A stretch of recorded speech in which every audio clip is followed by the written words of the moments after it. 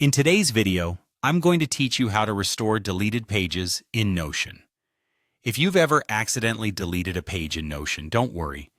There's an easy way to get it back, and I'm here to guide you through the process step by step. To begin with, you'll want to open Notion.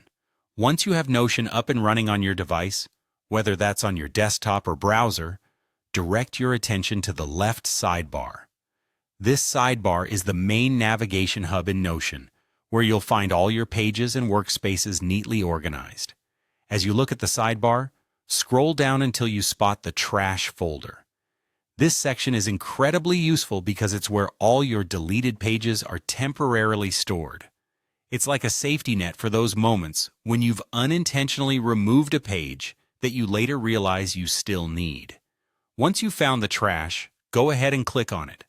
This action will open up the trash page, revealing a list of all the pages and items you've deleted over time. Now this is where you'll locate the specific page you want to recover. You might have a list of several deleted items, especially if you're a frequent Notion user, so take a moment to carefully browse through.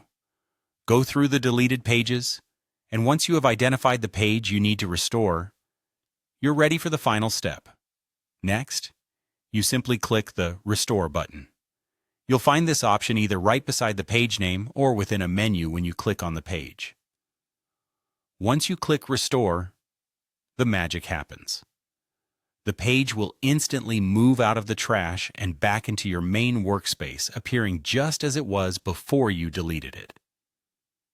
It's a simple and effective way to recover lost content without any hassle. And there you have it, a quick and straightforward method to restore deleted pages in Notion. Remember, the trash folder is your best friend when it comes to recovering any deleted data in Notion. By keeping this process in mind, you can work with peace of mind knowing that your pages are safe, even if you accidentally delete them. I hope you found this tutorial helpful.